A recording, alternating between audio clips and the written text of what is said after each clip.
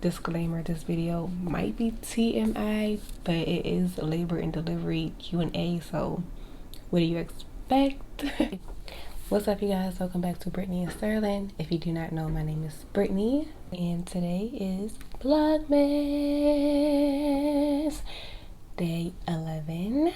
Yay! I'm trying to be a little quiet. You guys already know what's up. Baby boy Logan is asleep just back there. So today's video, as you can see by the title, is a birth Q&A, just answering questions about my experience with labor and delivery. So before I get into the questions, go ahead and give this video a thumbs up for me going through labor and delivery. You know what I'm saying? Just give me a thumbs up for that. Yeah, so let's go ahead and get into this video. Okay, so I have my list of questions. Alright guys, so the first question is, did your water break naturally? And it also says hospital admission story.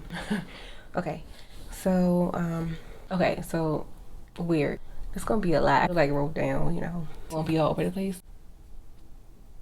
Alright guys, so I'm gonna go ahead and get into this Q&A. This is like take 2 because my first take was all over the place. I should have like wrote everything down in order because my memory is jaded and like I'm remembering things, I'm forgetting things. It's just a mess. I'm gonna try my absolute best. Okay, so did my water break naturally? I will answer that question after I tell you guys my hospital admission story, because that's the order I gotta go. So September 10th, like 2 in the morning, I did kind of have like a lot of discharge that night, but it stopped, so I didn't really think nothing of it. And also I had my appointment that morning, so I go into my appointment. They checked me to see if my water had broke, and they tested the discharge and they said it was negative. Like, no, false alarm, this is not your water breaking. So then when I had got my blood pressure took, my blood pressure was high. So that's originally how I got, you know, how I had to go into the hospital early. So I got administered into the hospital. It just was me at first because I had to get COVID tested. Once I got my COVID test, you know, it was negative, so they sent me into a room. I was able to get a room. So once I had my room, they had me hooked up to blood pressure and they checked it every 10-15 minutes. So the reason why they was checking my blood pressure every 10-15 minutes is because you cannot have 2 abnormal high blood pressure readings after week 20 of pregnancy, because they refer to that as a condition called preeclampsia. And preeclampsia is when you have high blood pressure during the final stages of pregnancy. They say it's a serious condition. They don't know what causes it, and they say that you have to deliver the baby like ASAP. So my blood pressure was fine. Every time, you know, they took it, it was fine. So the first time that I took it, I don't know what was the case.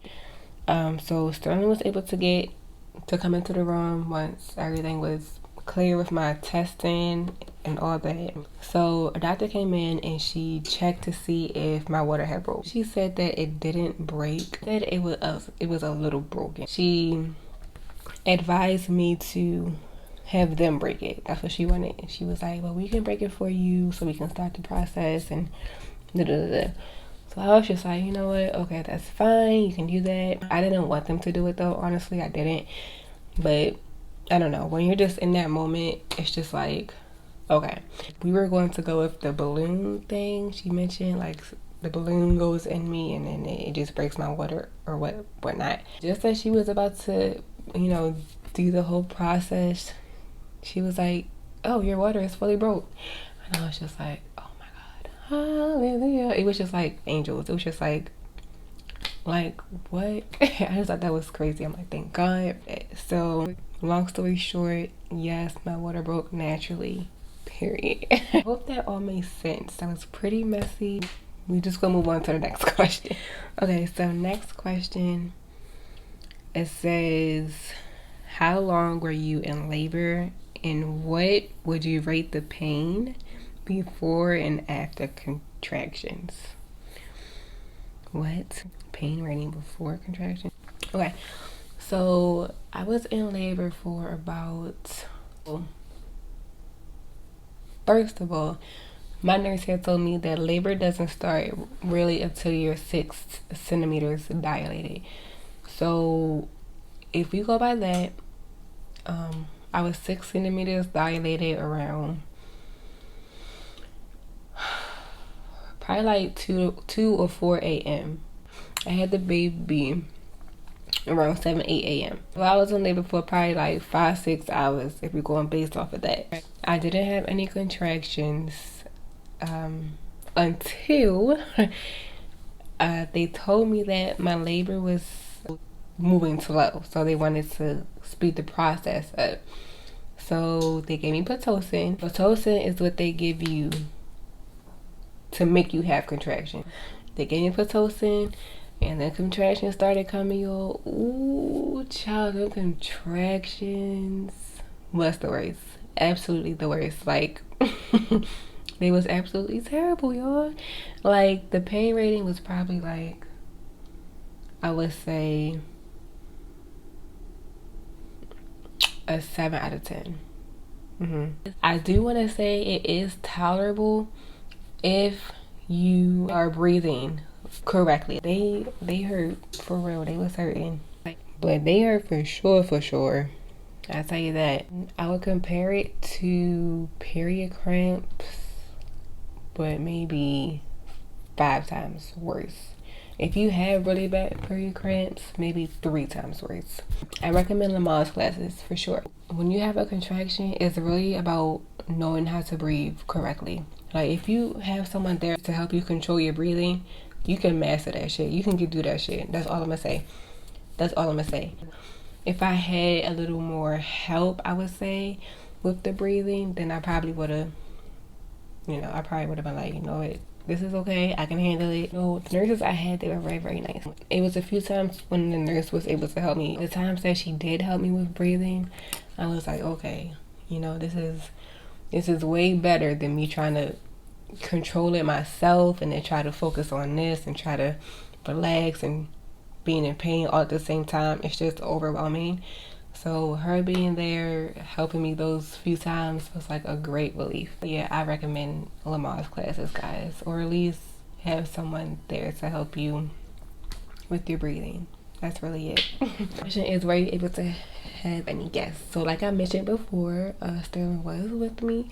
I was only able to have one guest. We were able to, record and FaceTime and do setup like Zoom and things like that. The question is, how many times did you have to push? So I don't know the exact times I pushed. I could probably pull my video up and count it, but I'm gonna say I pushed probably for about 15-20 minutes, and then baby was here. It was real quick. Next question: did you have a natural or medicated birth? Okay, so I wanted to do natural, but I ended up doing epidural because I needed more help and control with my breathing. I tried to go as long as I could without getting the epidural, but I was like, the nurse kept, I'm not gonna say she forced it on me, but she was noticing how much pain I was in. She was like, baby girl, you don't gotta be in this much pain. Like, I know you want to do natural, but you don't have to suffer. And I'm looking at your face right now, and you're suffering, and you don't have to. Night, I said, give me till midnight. If I can't handle it by midnight, bring them in. So around 12:59 a.m., hitting 1 a.m., I said, I'm ready. I'm ready for that epidural. Bring it here. So the epidural experience and my thoughts beforehand, and did I get to eat? I was able to eat. Was I able to eat? No, I was not able to eat, but I was able to drink. I had drank orange juice, apple juice. I think I could eat Jello. And applesauce, but it was nasty, like no sugar, so I don't recommend it. I guess if you're hungry, So the epidural experience and my thoughts beforehand. My thoughts before getting the epidural was basically, I don't want to get an epidural. I didn't have nothing against it. I wasn't trying to, be like, oh, I did it natural. I wasn't trying. That's not the reason why I didn't want it. It's just I wanted to experience the whole experience. You know what I'm saying? That's the only reason why I did not want to get an epidural in the first place. But like I said, I ended up getting that shit, and whew, Jesus. So the experience. So it wasn't that bad actually. So I don't think I saw the needle. I don't think I wanted to look at the needle. But the process of them putting it in my back, it literally wasn't that bad. I had to sit up, and the nurse, you know, she was holding my hand. I had a contraction first, so it had to wait till my contraction ended. And yeah, the doctor came in. He numbed my back area with the needle in. I didn't really feel it. It wasn't that bad. That's all I can say is getting epidural. It wasn't that bad. It didn't hurt. I didn't really feel anything. If I did feel anything, it was just like a little poke. And then I think you feel it a little going up your back. Just a very, like a feather. For like a feather. What was the worst part of the labor? So the worst part of the labor was not getting any rest. And you would think me getting the epidural, since my pain wasn't as high as it was without it, that I would be able to sleep. But no, because Lolo was just being a little difficult at the time. So I wasn't able to rest because every time I would get relaxed, his heart rate would go down. So I just wanted to stay up. I just wanted to stay up and move around myself. And the nurse would tell me, like, you know, you can sleep. That's why we here. Like, we're the doctors. If they have like little monitors on themselves to hear the heart rate themselves, even if they're not in the room. So she was like, you know, we hear it, and if we're not going to hear it, we going to rush in the room and fix it. And that's true, they do. Like, as soon as his rate dropped, hella doctors, like 5 to 8 of them doctors rush in the room to, you know, figure out what was going on. Everything was okay though. I just needed to move around. But I just felt better. I personally felt better with myself being awake and alert, so I could just hear for myself. If it was to drop, I would just move around myself. Like, I just felt like that was my responsibility. So I did not get no rest at all, y'all. I was so super tired. It was exhausting. That's the only worst part about it, was his rate dropping and me having to stay up. So like the whole time I was in the hospital, I didn't get no sleep at all. I'll say that. Next question, did you keep your placenta? I did not. I didn't even get to see the placenta, I don't think. Sterling seen the placenta though. He's seen everything. He's seen the whole process. He's seen everything come out. So if you want to know what it looks like, ask him. All he said was that it was really bloody. And yeah, I did want to keep it though. Unfortunately, they just took it out really quick. Which is why I advise you to have a birth plan. And just write all your wants and all your needs on that plan. Hand them out to all your doctors. Hand them to your partner that's with you. So, you know, everyone can know what you want. And I left my birth plan at home, so it's okay. And I don't think Sterling was aware. So there's that. Oh, so let me explain the process of getting the placenta out. That joint hurt. That joint hurt, y'all. So after baby Lolo came out, the placenta came. And to get the placenta out, I don't know if it automatically, I don't know if it came right out after him, but what I do know is that they was putting hella pressure on my tummy, applying so much pressure on my belly, like this. Like, that's my belly, and this is them. Am I explaining it right? And all that crap out of my body. That's what they were doing. That joint hurt. Next question, how long were you at the hospital? I was at the hospital for 3 days. So I went in September 10th. I had Logan September 11th, which was Friday. No, we left Sunday. We got admitted Thursday. I had baby Logan Friday. So I was there Thursday night, Friday night, and Saturday night. So I was there for 3 nights, and we left Sunday morning. Next question, did you tear? I had a small tiny tear. I did not need stitches. That's how minor it was. So I'm gonna go ahead and say no. It did not tear. So how did I feel pretty much after having a baby? I felt good. I felt tired, drained, but overall good. Like I just couldn't believe that I had a baby. Like I was just like, wow. And I know at first when Logan first came out and they put him and they asked me if I wanted to hold him, like at first, and I was just like, yeah. So they cleaned him off first. And I was just like, yeah, I hold him. I just felt weird. Like, I'm not even gonna lie. I felt weird. Like, I don't want to cry. Like, I just felt weird. That's just what I felt. So I was just like, babe, can you just hold him for me? So, you know, they gave him to Sterling, and Sterling held him. I was just overwhelmed. I think that's really what it was. Like, I was just overwhelmed, you know? Like, wow. Shit is real now. Shit is real. And it's also funny because with postpartum, every time I would mention like postpartum, Sterling would be like, babe, you don't have postpartum. Like, what? Postpartum is after baby. Like, it's just after birth. That's just what it means. After birth. Everything after birth. He always thought it meant like, just because I'm saying postpartum, that I was referring to postpartum depression. Like, I mentioned it one time to him, just one time, and then after that, it was just like, babe, you don't got postpartum. Like, babe, postpartum mean after birth. I just thought that was funny. So I just wanted to mention it. Next question is, how are you feeling physically and mentally? Okay, so how are you feeling physically and mentally? Physically, you know, I'm just tired, and I feel like that's normal for a new mom. You know, it's my first baby. Hell yeah, I'm tired. You know what I'm saying? Phew. The first couple nights was rough. You know what I'm saying? And it was just me, you know, Sterling had to work and whatnot. Like, I couldn't do it. You know what I mean? Like, I never had the thought in my head, like, oh, I can't do this. At least not yet. You know what I'm saying? So, I'm just gonna say I was tired. That's how I was feeling physically. Mentally, tired. Physically tired, mentally tired. And that's on stamp. Anything else?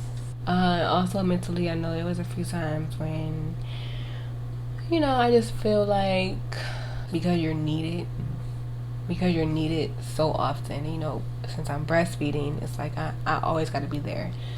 So it just makes me feel as though like, oh, I'm just doing more, which makes me more exhausted, and I feel like I need help, and I need help. You know what I'm saying? Like, I can't be doing everything. I can't be trying to feed. I can't be trying to clean, trying to cook, trying to do all this stuff, trying to cater. So it gets overwhelming, and I just feel like if you ever feel like that, I feel like you definitely need to communicate to your partner and let them know how you feel and what you expect out of them.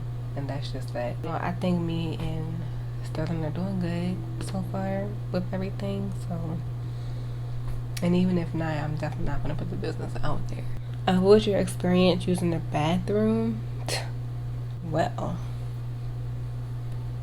baby Logan is waking up, you guys. Look at him over